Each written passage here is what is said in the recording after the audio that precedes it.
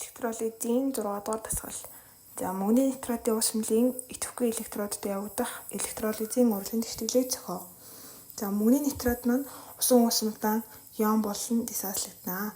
За үүний үр дүнд усмалдаан мөнгөний нэмэх ион болон нитратын хасах ион үүсгэн. За хүчил төрөгчтэй хүчлийн давсны усан усмлийн электролизийн үед анод дээр ус эсэлдэнэ гэж байгаа.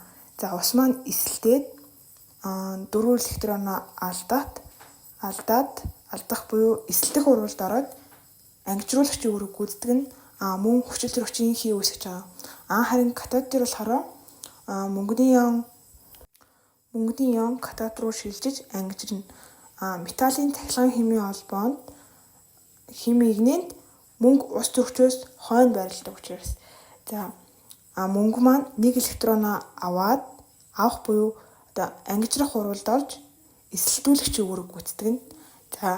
Электродууд дээр явагдах урлагийн тэгштгэл болон ионы бүрэн тэгштгэл урлагийн тэгштгэлийн молекулын хэлбэрээр бичих юм бол дараах хэлбэрүүдээр бичнэ.